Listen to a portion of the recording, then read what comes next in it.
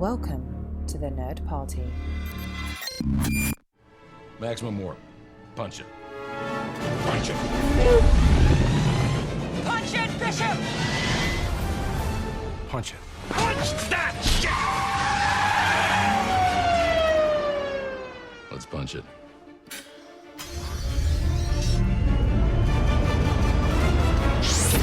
Hello, everybody. Welcome to Punch It, episode 40. My name is Charlene Schmidt, and with me, as always, is Tristan Riddell. Tristan. I am so pumped for today because we are going to discuss something that we have not discussed on the podcast before. You and I have never actually spoken about this before up until a couple of days ago. And if you guys have seen the episode title or seen the episode art, you know what we're talking about. And we are talking about Tron and Tron Legacy. And we are writing a Tron Legacy sequel on the fly because you, Charlene Schmidt, just saw Tron and Tron Legacy for the first time in your entire life just last week. Yes, this is a very recent development. And so you're probably all thinking, Char, Tron was released 35 years ago. Yes, I know. I'm a little bit behind the curve. However, in my defense, I did it in massively cool style. Can I talk a little bit about how I saw the original Tron? Please do, because I know the story and it's incredibly interesting, and I want the listeners to find out. Okay, so now that I live in Los Angeles, I get to do cool LA things, right? And so I came across through Bruce Boxleitner's feed one day that they were doing a special screening of Tron at the El Capitan Theater, which does Disney productions, past and present, on some random night here. And I thought, ooh, well, that's an affordable night out. Might be a lot of fun to go out and do that. And best of all, there was going to be like a little panel with the writer of Tron, Bruce Boxleitner. There was one other guy there, and I'm afraid I don't remember who it is. I'm sorry. But anyway, they were going to be there, and I just thought, oh, well, that might be really interesting. Tron is something I've always wanted to watch. I just never really quite got around to it. You guys know how I am. It sort of happens serendipitously or by kicking and screaming, okay, I'll finally do it, when somebody finally pins me down and makes me surrender to their will. So we went out, my husband and I, we went to go see Tron, and I loved it. It looked so beautiful on the big screen. They had a great print. It looked so amazing. And even though this was made in 1982, I was fairly impressed by the level of special effects. I mean, I cannot imagine the amount of time it took to make all of that stuff back in that day. Today, they could do more with less effort. But back then, that had to have been such an undertaking because it looked like hard work. So I can just imagine how much it really was. It was the first CGI movie. Aha. Okay. Well, plus you've got that, and you have Bruce Boxleitner in tights. So this is not at all a bad thing. And by the way, the panel was pretty cool. They talked a little bit about the movie, the making of it. They went into a little bit of the writing of it, and this had been a story that the writer, John Lisberger, came up with in the mid-'70s. And finally, Disney just decided, yes, we're really going to do this thing. And eventually it came to be. It was a fantastic night out, and then suddenly I got just really excited about Tron. I told you all about it. I told a few of my friends about it. I told the folks at the Nerd Party about it, and everybody was just on me like, you've got to watch Tron Legacy now. Do it now, do it now, do it now. And I'm like, okay, I'm interested. Just get off my back for 1 second. Now, your recommendation to me was make sure you watch it on Blu-ray. Blu-ray or HD, whatever it was, make sure you saw it on 1080p, whether it's on digital or Blu-ray, because this is a movie that is both of them are so visual. I mean, that's the gimmick, that's the trick, is that these movies are so utterly visual. Computer animation and color and action, you've got to see it in high definition. You can't watch it on your phone, you can't watch it on your laptop, you gotta watch it on a big screen TV in HD, or better yet, in the theater. I am so excited for you that you saw Tron, the original Tron, in the theater. I've never even seen the original Tron in theater because I wasn't around. I wasn't alive when it came out. But yeah, I love these movies. And the original Tron, I was raised on the original Tron. We had it on VHS, then we had it on DVD, and then I, of course, own it on Blu-ray. And my dad, my mom, and we would all watch it together all the time. And Nice. I actually saw it. I actually saw Tron Legacy with my parents because we're such fans together. Oh, that's sweet. I went home specifically to my hometown so that we could watch this movie together. Right on. That's And so cool.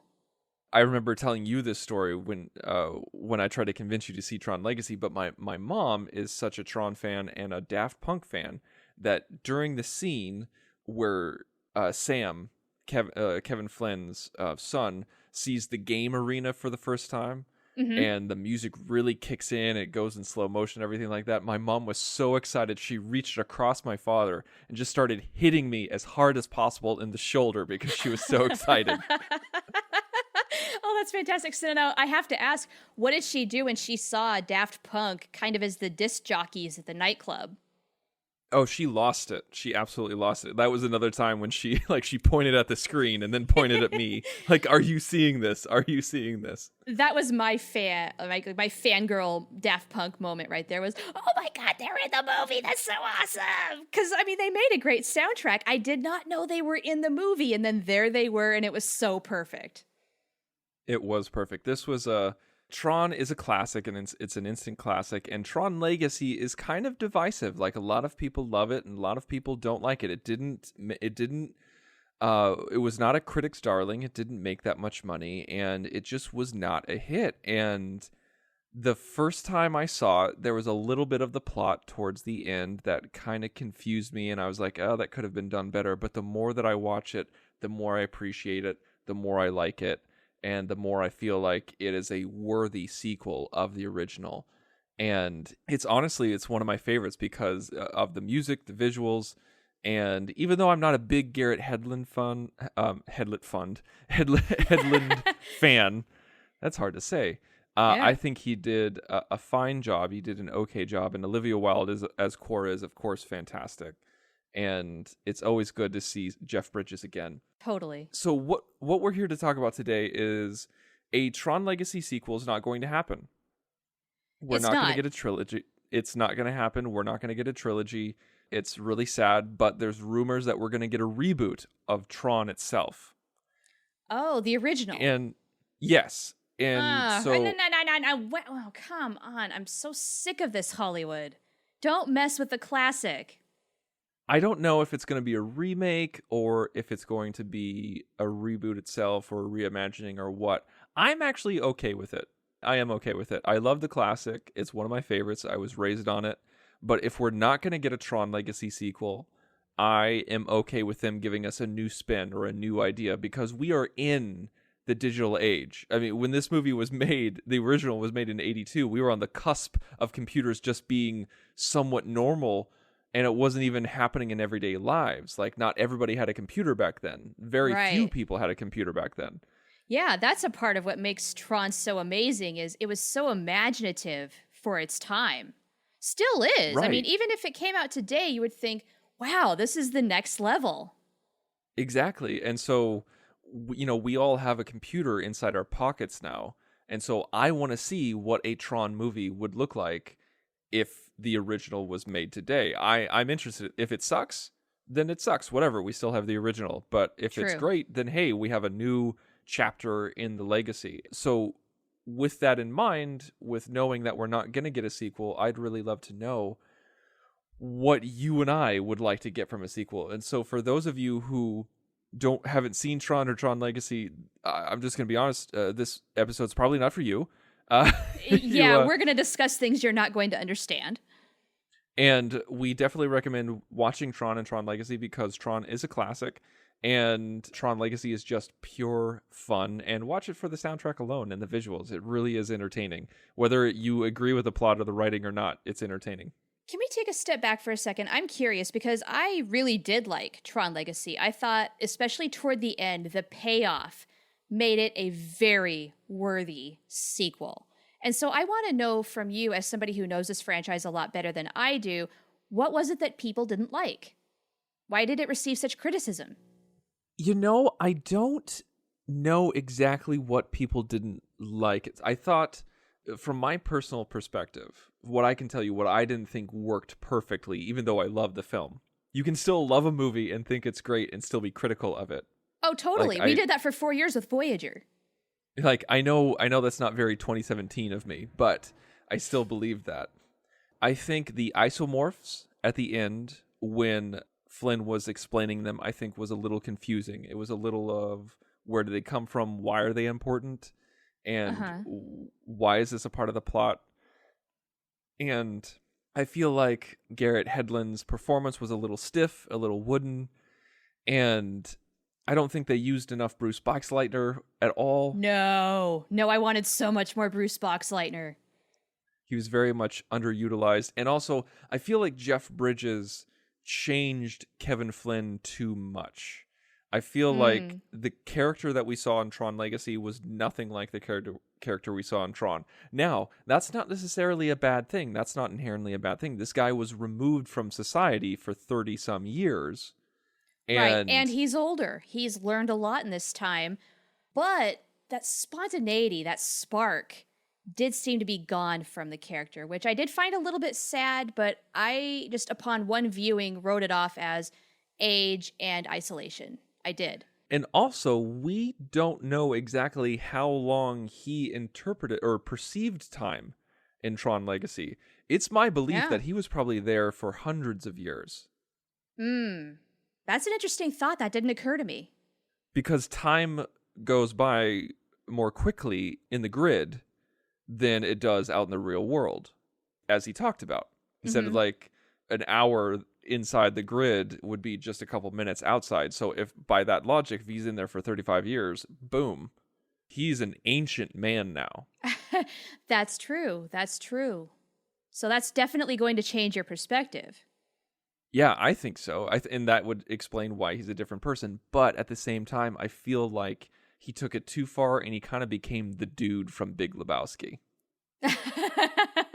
Well, you know what I interpreted Sam to be was he was almost trying to do sort of like a portrayal of James Kirk in Star Trek 2009. I felt like there was a huge parallel between the two characters but in those movies. Like he's James Kirk, only toned down a little. And not quite as exciting to watch. I don't know. The acting was okay, but I prefer Chris Pine. If Chris Pine had maybe taken this role, I'd be like, oh, hell yeah, bring it. But that'd probably be just a little too much crossover. I don't know. That would have been a very, very cool movie. I would have said bring that on. But I also think that the animation, the facial, making Jeff Bridges look younger wasn't quite ready yet. I think we're about 5 years too early for that technology. And I don't know. I found it passable. But that's the thing. It was passable. It wasn't. Here's one thing that I think that could have fixed it very easily is if we didn't see young Kevin Flynn outside the grid, I think we would have been able to accept it a little bit more because, you know, when we see a young Jeff Bridges, a fake young Jeff Bridges in the real world, it's obvious that it's a digital face, it's a digital makeup, and he's surrounded by real things. But if he's in the grid, it's all CGI, it's all animation, it's all colors and contrast and lack of saturation and everything like that. So we're able to kind of excuse it a little bit more. Right. And I feel like that would have been a good, I don't know, that would have been a nice separation from the filmmakers' perspective to help the audience along. Yeah. I feel like it was a mix of all those things. Okay. And I don't consider those huge criticisms. Story-wise, I really enjoyed it, and I got something out of it, which is more than I can say for a lot of movies, so it was good in my book. But since we're not going to get the sequel, and that is a dirty old shame now that I know that, we have some work to do. Yes, let's talk about it. Let's get out the whiteboard. I don't know if we'll be able to get a complete story, but we can at least bounce some ideas off of each other. So, in the words of Zeus, let's alter the scheme, change the mood. Let's electrify the boys and girls, if you could be so kind. That character, man, I swear. You give David Bowie a little bit of acid and combine him with Johnny Depp's Willy Wonka. I think you've got that guy. Good Nice. times. I would go to his nightclub just for the antics. But yes, whiteboard is erased. And I've got an idea that I want to pitch to you. I feel like there's several doors that we could open, but we've already mentioned one of the big things that I would love to not correct, but maybe give just a little more fan service to in another Tron movie, and that is Bruce freaking Boxleitner, baby. Yeah. Yeah, we definitely, in this film, we need to see a whole lot more Boxleitner. Yes, and one thing that I did feel betrayed by was that Tron did convert to the evil army, and that ain't right.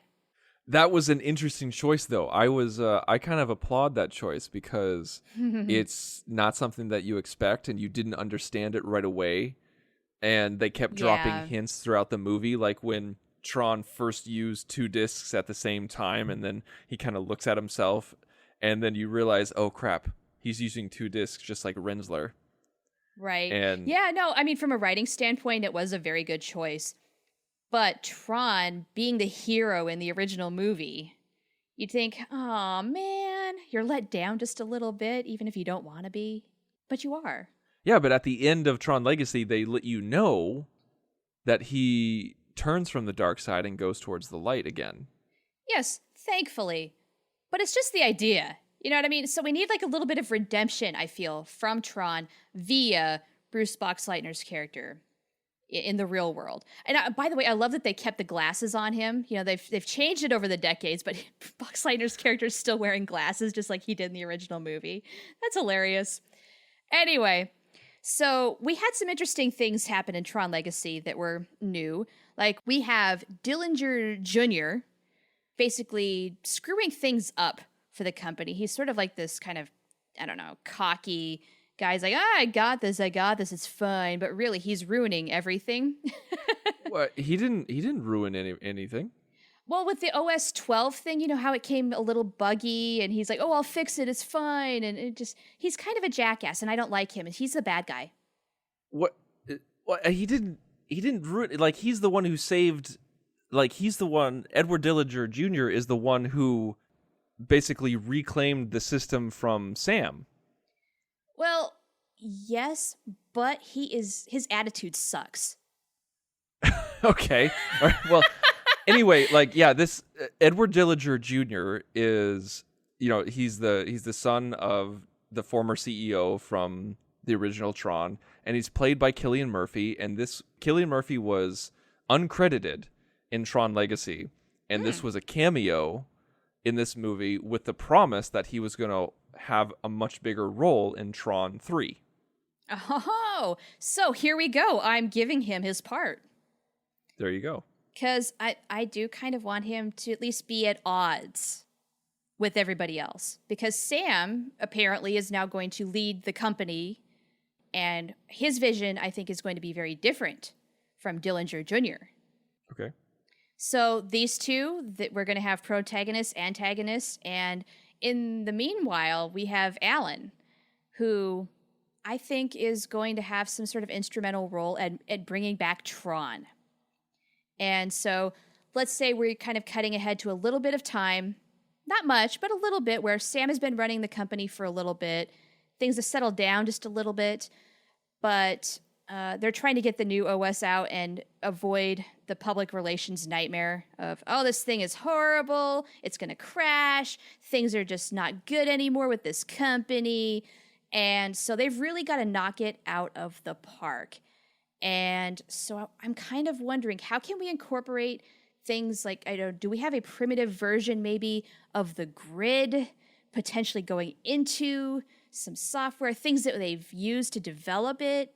And then, of course, things have to go a little bit wrong because that's the whole idea. You get sucked into the grid, and then there's the problems. And then you have the adventure from there. Wait. So your idea is just that it's the same as Tron Legacy, where they're releasing an OS, but in this one they're releasing the next OS, and I'm but thinking, Sam's yeah. the CEO. I'm thinking, yes, they're trying to basically avert another disaster because news got out that OS 12, I think it was just crazy and things went wrong with it. Like people saw the YouTube video, of things crashing and all that. And they're like, what the heck? And so it became a disaster for a while and the company has suffered. How are they going to make their comeback? Well, they've got to come out with something innovative. And that's where you can tie in things from the grid. Okay. I'm trying to latch onto this. I'm trying to. Okay, and if you've got a better idea, please shout it out. Well, so I'm just trying. I think we need something with a little bit more meat to get going. I think we need a little bit of a stronger direction to go for the drama. So okay, here's one more thing I've got in my pocket, and then I'll let you talk. Okay. Is I feel like all this time, Alan has had a backup of the grid that he told nobody about. It's the very primitive original version that was unrefined, the one we saw in the original Tron, not Legacy. It's going to look primitive, but they use it to build because that was before everything got corrupted. And so then you have a nice little throwback of like you have to have the black and white faces again and that sort of thing. I think that's an interesting idea, and I think that would make a nice throwback, but I don't think that's something that you'd want to make the crux of it, because you want to move forward. You want to go, we had a huge leap in Tron Legacy, and you don't really want to go back, because that feels a little bit like fan service, where you're just like, hey, you remember 1982? Well, I mean, yeah, but is that not a huge trend right now, and did Tron Legacy not have a lot of fan service? Well, it had a lot of references, but it wasn't like, let's live in 1982. You know what I'm saying? No, it wasn't. No, you're right. It wasn't let's live in 1982, but let's bring out all the classic lines. Like, that's a big door. Yeah, yes, that one was quite obvious, yeah. Right. So, I mean, I don't think Tron is above that. Let's put it that way. No, I'm not saying that. I just say, like, I think that would make a nice throwback, that would make a nice reference if we saw something like that, or if maybe that came in later in the game, or like somehow is like I had a backup Tron somewhere. Maybe that would be interesting, but I don't think that can be the main thing. I don't think we should spend the majority of our time there. Okay. So, in that case, do you have a proposal for something bigger? Well, I think what we should do is we need to focus on Quora.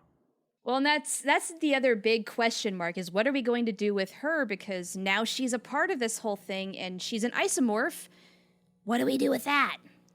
I think we need to start there. I think that needs to be, because this was the big thing. Like Jeff Bridges sacrificed himself for not only Sam, his son, but also for Quora, and who was like a daughter to him. And so his kids are now out of the grid, and he's gone. He's dead. And so Sam is now able to heal and move on because he no longer feels like his dad abandoned him, but now his dad is actually gone. So he has closure now. He is able to heal and move on. And so I want to see him. I want to take what you said. I want to see him throw himself into the business, into being CEO, and I want to see him do it in tandem with Alan, with Bruce Boxleitner. And I want to see them, basically, I want to see Alan as the CEO, actually. I want to see Alan as the CEO. I would love to, but you know what? I think Alan is closer to retirement than anything. He's going to have one more adventure and go out with a bang and then say, you know what? That's it. I'm going out on top. Sam has got this. It's time for the next generation to lead. That's where I was going at the end of this, I think, is that Alan is the CEO. Like, Sam is not ready. He's too young. He's too irresponsible still, even though, he has closure and he's moving on. And I think Alan would be like, I think Sam would put Alan in the CEO seat. But Sam would be working behind the scenes on innovation, like you were talking about, like focusing on what's the new thing, what's moving forward. And how he does that is by using Quora and her code and her genius on developing that new thing. Ooh, okay, now that's interesting. I think even better yet, maybe Sam and Alan are working together on innovation. Because I think that's what really gets Alan going. I think we want to see that. But then also we do see Sam growing up a little bit, but he does know that, yes, he does not know everything about running a company. I do think you're right in that respect, where he needs Alan. Alan needs to groom him for this role so that when Alan does retire, the company's in good hands. I see it as kind of a Lucius Fox and Bruce Wayne kind of relationship. Okay. Where, you know how Bruce Wayne owns the company, but Lucius Fox runs the company. Okay. Okay. But Bruce Wayne is still heavily involved in the decision-making process. So it's very much a partnership. But Alan runs the day-to-day, and Sam is the one trying to push the envelope. But of course, yes, they work together. They're two peas in a pod, but the real innovation starts with Cora, because she knows the grid. She's from the grid. She was born in the grid. Yeah. And so I want to see, but the thing is, of course, and going back to what you were talking about, Dillinger Jr., he's angry. He was the lead programmer. And is he still at the company? Was he let go? Is he angry because he's now off of the CEO track? Yeah. Does he get dismissed by Sam? Does Sam have to fire him because they're at odds all the time? What do you think? Is Dillinger still with the company? Did Sam keep him with the company to keep him close? You know, keep your enemies, keep your friends close and your enemies closer type deal? Or did he get rid of him because he just couldn't stand him anymore? Boy, either option can work. This is a tough decision. I mean, it's more dramatic if, say, Sam fires him. But I do like the idea also of keep your friends close and your enemies closer, because then he's able to keep more of an eye on him. But he's so sneaky that he's doing things behind his back. I think it's more interesting if he keeps him on board. And here's where I'm going, and let me know. Maybe you can help me get there. So I have kind of a destination, so maybe you can help me get there. You got it. I want Dillinger to go into the grid, whether it's the old grid, an improved grid, or a brand spanking new grid. I want Dillinger to go into it and wreak havoc. And so Sam and Cora have to go in and capture him and get him out. And undo the damage that he did. Yes, okay. I've got kind of the marriage of all of our ideas. Maybe Sam does want to fire him after a really heated meeting, and then Cora is the one who kind of calms him down and says, no, you need him. He's a really talented guy. You just have to mold him a little bit.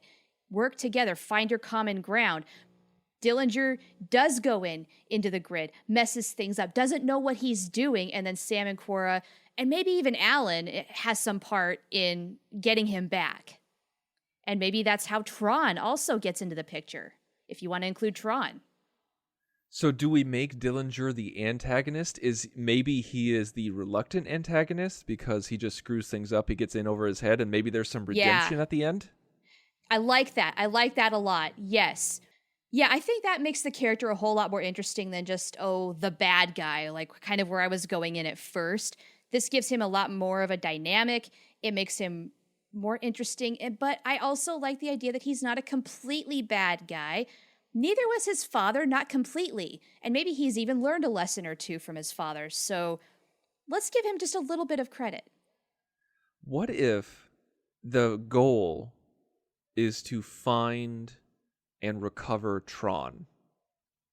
Ooh. Where Tron is the MacGuffin. Tron is the goal, the prize, the holy grail. Where he, once he got reactivated into the light at the end of Tron Legacy, what if he went all Luke Skywalker and went into hiding? Because he realized that maybe he was too powerful and he had to remove himself from the situation, just like Kevin Flynn did in Tron Legacy. Well, this brings up a very important question. Do we want to bring up the idea that the grid was more or less killed at the end of Tron Legacy? Is there anything left? Do we want to start fresh from that? Do we want to go back? I don't think it was killed because at the end we see Sam transfer it to his USB necklace, and so it's always with him. And so I don't think it was destroyed. I don't think it was destroyed at all. But I think I want to go back and see a flourishing, new, revitalized grid where once Clue is gone, it's able to be the utopia that Jeff Bridges wanted it to be. Okay. When they started fresh. I want to see it. So Yeah. I'm just wondering, is the program so corrupted? Is it just easier to do a hard reboot and rebuild again? Or does that bring up the fear of it happening all over again? The corruption. But then maybe not, because Flynn is not the one really designing it anymore. You've got these guys. So I don't know. I kind of feel like maybe we have to do a little bit of both, where we're injecting some fresh code into Tron, but it's sort of like rebooting him in a way, because you're removing the bad stuff and you're re-injecting the more innocent, pure code. It's a more primitive Tron. You kind of lost me here. Are we talking about the grid? Are Sorry. we talking about Tron? Or Sorry, I'm talking about Tron right now, like where, like in the USB necklace, Tron is still there. Yes. And maybe he is the savior for this. So what do we do? How do we fix Tron? I think it's more Tron can fix the grid. That's what I'm thinking. I'm thinking there's something in Tron. There's something about him that Alan just got right. That was just so inadvertently perfect. It was one of those programs that was so perfect. It had such a perfect base, and that you just build upon it, build upon it, build upon it, that even Alan doesn't truly understand what Tron has become. And like Sam goes to Alan and say, just do it again. He's like, I can't just build him again. Like he's not what, like Tron is no longer what I built him as. He's something new. He's something independent. And so I'm thinking, if Dillinger goes in and wreaks havoc on this new utopian grid, and they don't want another Tron legacy, they don't want another clue, and they know that there's something about Tron that can fix it, or maybe Tron is the only person who could defeat Dillinger. I don't know. Like, I like the idea of it's not the grid that needs to save Tron, but it's Tron that needs to save the grid. I like what you said about Tron being so pure that not only can you not recreate him, but he can eventually make it right. So maybe we don't mess with Tron. Yeah, I don't think we should mess with Tron. Okay. But I'm fine with the grid being crazy. Like, I think that's the entire point of what we're talking about. I think Dillinger goes in and wreaks havoc on the grid. Maybe he does reboot some stuff. Maybe that's the thing. Maybe Dillinger is a purist. Ooh. Maybe he wants to go back to what made it great in the 80s. Yeah, he's the one. He is the one who's perpetuating that idea, saying, look, no, we just need to do a system reinstall. And yes, and that is the only way we can rebuild with this base code, just before everything got all screwed up. And so then when he does it, though, parts of it are the old grid, parts of it are the new grid. That's great. And then they're not getting along, and you've got the weird metamorphosis. I love that idea. Now, how cool would that be for special effects? I absolutely love that idea. I think that's a perfect marriage of our ideas, where Bam. That's what we're doing today. maybe that is the entire reason why Dillinger went in, because Cora and Sam believe, no, you don't erase code, you don't reboot it, you just build upon it. You morph around it, you revitalize it, you change it, you grow. And Dillinger's like, no, we reboot, we start over from when my father had his hand in the code. And that's what we need to do. That's where we go. Yeah. And maybe that comes across as ego. Yes. You know, oh, my dad had it right the first time. And you guys are talking about just rebuilding, you know, what your dad did, basically, Sam. Yeah. And it wasn't such a great job, by the way. And trying to figure out where the code went wrong and fixing it is going to take more time than just doing a complete reboot. Mm-hmm. You know, all of this kind of makes me think, like, if Dillinger goes in to reboot and Sam and Cora are trying to stop him, but he succeeds in some areas of the grid while others are fresh and new, he goes back to the 80s, or maybe even before that, or something like that. So what if we have this weird, they try to figure out a way to stop Dillinger, and they're like, okay, we need Tron. We need to find Tron. They actually go, they find Tron, they convince him to come back to the fight, and he does. What if in one of the rebooted sections, there's a rebooted Tron? Ooh, I like it. And so I don't think they need to face off against each other or like fight each other, but what if they have some interaction? How cool would that be? That would be strange and yet satisfying. I think so. I would dig it. And I don't know, maybe since Alan is usually like in real life behind the scenes, it seems he's the one maybe like adjusting code as they go. So things do change a little bit as he goes on. So like that might make things interesting too. Like he's outside the grid, so like we kind of go back and forth between grid and the real world, and so we see Alan altering things as we go, kind of like a master builder or like yeah, like he's going in there and then I got it, and then you see and then we cut to like Sam and Cora, and you see something change in the blink of an eye. Yeah, I like that. And they figure that Alan must be changing the code. Love it. But that's going to keep things interesting. That would make things fun. Yes. So how do we end things? Well, we did mention Tron saving the day. But now we have the question of which Tron? Do we merge the two Trons together? Ooh, that is such a good idea. You were on point tonight. Okay, so yes. No, I'm not, but thank you. No, that is such a good idea. Like they figure out that maybe that's the entire message, is that they stopped Dillinger in his crazy homicidal, rebooting of programs. Yeah, we got to work together. Same team. Yeah, that's what they realize, is that like in order to not destabilize everything, because maybe Cora and Sam stuff is becoming too overgrown, but Dillinger is rebooting too much that it can't recoup. And so both of the Trons realize, well, we need to merge each other's program to get something new, to get something fresh. And that's what they need to do with the grid as well. They need to merge the rebooted grid as well with the new Tron Legacy grid to get something new. Ooh, and then maybe by the two Trons merging, that is what ultimately does save the grid, is that Tron can do that. Yes. He can smooth everything out in the grid. Like, because Tron was always a protecting program, a protector. Right, he's security. Yeah, he becomes the ultimate protector, almost godlike, as he floats around, and heals the grid. And so there you go. Tron becomes God. Basically. So Sam and Cora and Dillinger can leave. They have a newfound friendship. Maybe not friendship, but respect for each other. And respect, that's the word. And they leave the grid knowing that it's in safe hands with this new Tron. Something that they've never seen before. And they move on. And they can access the grid and innovate more. It's a freer exchange of ideas and information with the grid, and so they can continue to innovate, and it's much more open, and Dillinger gets what he wants, Sam and Cora gets what he wants, and Alan's just like, you know what? I'm out. It's time for you to take the reins. Yeah, I have done my time. I'm going to go retire and ride my horses and have a good life. So I think we have a story. I mean, we have the bare bones of a story. Yeah. We got the structure. Yes, we've got, I think, the bullet points of an outline. Yeah. We don't have details, but I mean, for 40-something minutes, this is not bad. This is an idea. And I think it's a decent one. So what do we call it? Tron : what?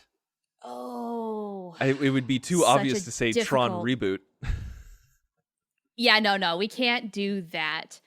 Do we leave it up to our listeners because they're very good at this? That's true. I do like doing that. So let's just go ahead and do that. Okay, folks, this is up to you, listeners. After you listen to this episode, please let us know. What should this be called? What should Tron 3 made by the Punch It crew be called? It's not Tron. It's not Tron Legacy. It's Tron what?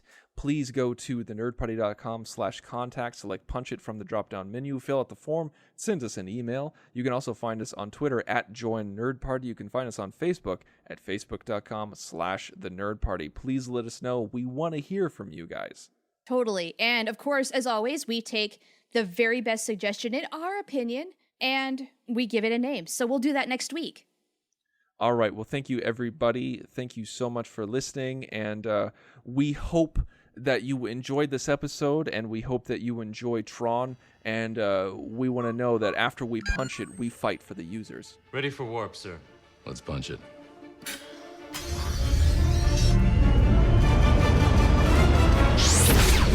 Join the revolution.